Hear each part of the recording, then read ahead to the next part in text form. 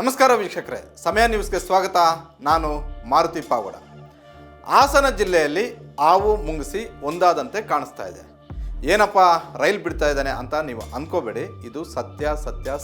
ಕಾರಣ ಇಷ್ಟೇ, ರಾಷ್ಟ್ರೀಯ ಪಕ್ಷಗಳಲ್ಲಿರುವಂತಹ ಒಂದು ಕಡೆ ಸಂಸದ ಶ್ರೇಯಸ್ ಪಾಟೀಲ್, ಮತ್ತೊಂದು ಕಡೆ ಬಿಜೆಪಿಯ ಫೈರ್ ಬ್ರಾಂಡ್ ಅಂತಲೇ ಕರೆಯುವಂತಹ, ಜಿಲ್ಲೆಯಲ್ಲಿ ಬಿಜೆಪಿಯ ಫೈರ್ ಬ್ರಾಂಡ್ ಅಂತಲೇ ಕರೆಯುವಂತಹ ಪ್ರೀತಮ್ ಗೌಡ ಒಂದಾಗ್ತಾ ಇದ್ದಾರೆ ಅನ್ನುವಂಥ ಒಂದು ಸಂದೇಶ ರವಾನೆ ಮಾಡುವಂಥ ಒಂದು ರೀತಿಯಲ್ಲಿ ಅವರಿಬ್ಬರೂ ಕೂಡ ನಡ್ಕೊಳ್ತಾ ಇರುವಂಥದ್ದು. ನಿನ್ನೆ ನಡೆದಂತಹ ಸಭೆಯಲ್ಲಿ ಒಂದು ಕಡೆ ಪ್ರೀತಮ್ ಗೌಡ ಶ್ರೇಯಸ್ ಪಾಟೀಲ್ ಅವರನ್ನು ಹೊಗಳ್ತಾರೆ, ಮತ್ತೊಂದು ಕಡೆ ಶ್ರೇಯಸ್ ಪಾಟೀಲ್ ಪ್ರೀತಮ್ ಗೌಡರನ್ನು ಹೊಗಳಿ ಮಾತಾಡುವಂಥ ಒಂದು ಕೆಲಸವನ್ನು ಮಾಡ್ತಾರೆ. ಇದೆಲ್ಲವನ್ನು ನಾವು ನೋಡಿದಾಗ ರಾಜ್ಯ ರಾಜಕಾರಣದಲ್ಲಿ ಇದೇ ಮೊದಲಲ್ಲ. ಅಂದರೆ ರಾಜಕಾರಣದಲ್ಲಿ ಪರ್ಮನೆಂಟ್ ಆಗಿ ಯಾರು ಶತ್ರುಗಳು ಅಲ್ಲ, ಪರ್ಮನೆಂಟ್ ಆಗಿ ಯಾರು ಮಿತ್ರರು ಕೂಡ ಅಲ್ಲ ಅನ್ನುವಂತಹ ಒಂದು ರೀತಿಯಲ್ಲಿ ಈ ರೀತಿಯಾದಂಥ ಒಂದು ಬೆಳವಣಿಗೆಗಳು ಪದೇ ಆಗ್ತಲೇ ಇದ್ದಾವೆ.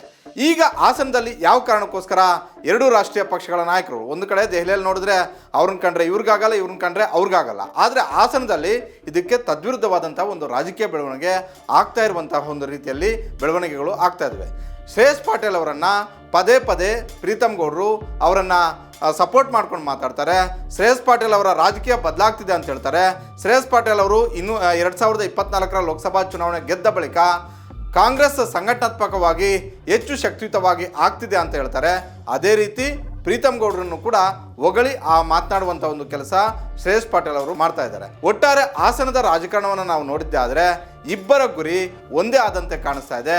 ಅದು ಮಾಜಿ ಪ್ರಧಾನಿ ದೇವೇಗೌಡರ ಕುಟುಂಬ ರಾಜಕಾರಣಕ್ಕೆ ಬ್ರೇಕ್ ಹಾಕಬೇಕು ಅಂತ. ಒಬ್ಬರು ಕಾಂಗ್ರೆಸ್ಸಿಂದ ಸಂಸದರು, ಮತ್ತೊಬ್ಬರು ಬಿಜೆಪಿಯ ರಾಜ್ಯಾಧ್ಯಕ್ಷ ವಿಜೇಂದ್ರ ಅವರ ಅತ್ಯಾಪ್ತ.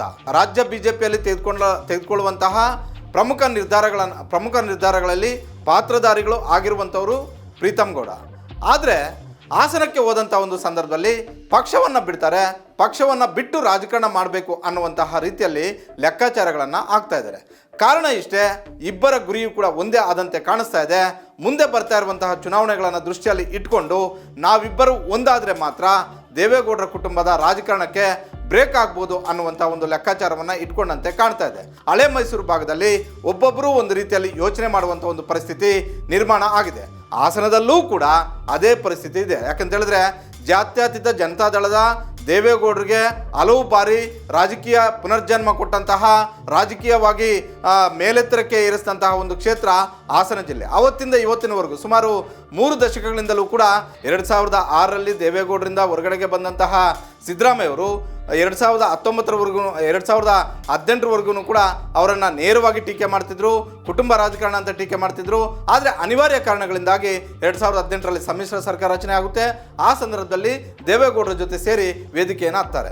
ಅದೇ ರೀತಿ ಆ ಮಂಡ್ಯದಲ್ಲಿ ನಿಖಿಲ್ ಕುಮಾರಸ್ವಾಮಿ ಅವರನ್ನು 2019ರಲ್ಲಿ ಗೆಲ್ಲಿಸ್ಕೊಳ್ಳೋದಕ್ಕೆ DK ಶಿವಕುಮಾರ್ ಮತ್ತು ಕುಮಾರಸ್ವಾಮಿ ಒಂದು ಕಾಲದಲ್ಲಿ ಜಿದ್ದಾಜಿದ್ದಿ ರಾಜಕಾರಣವನ್ನು ಮಾಡಿದ್ದಂತಹ, ರಾಮನಗರದಲ್ಲಿ ವೇದಿಕೆಗೆ ಆಹ್ವಾನಿಸಿದ್ದಂತಹ ಕುಮಾರಸ್ವಾಮಿ ಮತ್ತು DK ಶಿವಕುಮಾರ್ ಇಬ್ಬರು ಕೂಡ ನಾವು ಜೋಡೆತ್ತುಗಳು ಅನ್ನುವಂಥ ಒಂದು ಸಂದೇಶವನ್ನು ರವಾನೆ ಮಾಡ್ತಾರೆ. ಹೀಗಾಗಿ ಇಂಥ ಒಂದು ಎಕ್ಸಾಂಪಲ್ಗಳನ್ನು ನಾವು ನೋಡ್ತಾ ಹೋದಾಗ ಶ್ರೇಯಸ್ ಪಾಟೀಲ್ ಮತ್ತು ಪ್ರೀತಮ್ ಗೌಡರ ರಾಜಕಾರಣ ರಾಜ್ಯಕ್ಕೇನು ಹೊಸದಲ್ಲ.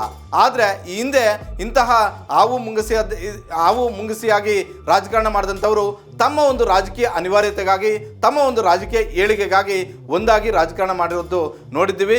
ಅದೇ ರೀತಿಯಾದಂಥ ಒಂದು ರಾಜಕೀಯ ಇವತ್ತು ಹಾಸನದಲ್ಲೂ ಆಗ್ತಿದ್ದಂತೆ ಕಾಣಿಸ್ತಾ ಇದೆ. ದೇವೇಗೌಡರ ಕುಟುಂಬ ರಾಜಕಾರಣಕ್ಕೆ ಬ್ರೇಕ್ ಹಾಕಬೇಕು ಅನ್ನುವಂಥ ಒಂದು ರೀತಿಯಲ್ಲಿ ಈ ಇಬ್ಬರು ನಾಯಕರು ಸೇರಿ ಪ್ಲಾನ್ ಮಾಡಿದಂತೆ ಕಾಣಿಸ್ತಾ ಇದೆ.